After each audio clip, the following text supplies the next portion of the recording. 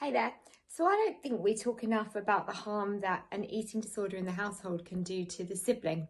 We often talk about the impact on parents and partners, but very rarely do we talk about the impact on brothers and sisters. And I had a really heartfelt email from a sister the other day who was saying to me that she just really wants to move out of the family home, and she's petrified of explaining to her mum and dad how awful it feels to be around her sister, who's only 2 years difference in age, who is entrenched in an eating disorder, had been getting community help for her mental health illness prior to lockdown, but is now struggling, and apparently the whole kind of family is pivoting around that child and the eating disorder.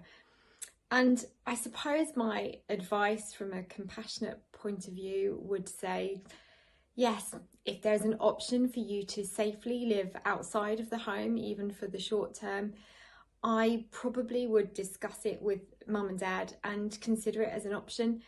And, this all comes down to whether the alternative is still going to allow you to live in a safe and happy and healthy environment. So, if there is a helpful grandmother, auntie, uncle, somebody that's going to be able to take good care of you, and you can, of course, explain to mum and dad how vulnerable you feel amidst the hell that has become the eating disorder environment at home, then I'm sure that in so many ways could be better for the family. And of course, I can understand why it's difficult to broach that conversation. And often for a sibling, trying to sort of not just be subservient and sit in the background, but at the same time not wanting to put the pressure on the rest of the family when they also know that, there's such a big deal going on because of this mental health illness.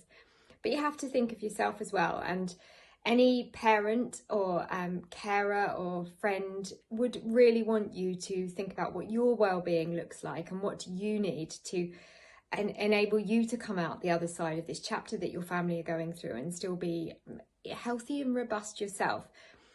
I always say that eating disorders can be incredibly infectious. I mean, certainly there are certain environments that make that worse. We see it in certain female groups, in different organisations, in schools. But where you've got siblings that are growing up very closely together, you say you're only 2 years apart in age, I can see why that might be triggering in behaviours. And even if you weren't to become susceptible to the eating disorder itself, I can see why it would have a detrimental impact on your mental health, your self-esteem, emotional well-being, and just your ability to be able to speak up and speak out. And that's something that we all need to do at any time in our lives to be able to feel valued and loved and supported. And if right now you're feeling the best way of you feeling just able to live a more healthy life at the 15-year-old age that you are, then I would really have that conversation with mum or dad. And what I'd also heartily encourage you to do is say to mum and dad, there is this organisation, Wednesday's Child, and if they want to speak to us about our recommendations, the ways that we could support them through it, then that's vital too. We mustn't allow an eating disorder to come into the family environment and then just destroy marriages, destroy the rest of home life.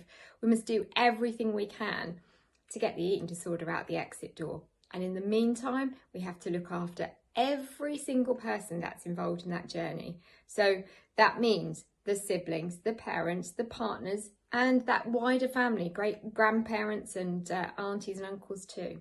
So I hope that helps, and please do get in touch if we can support you in a greater way. Take care.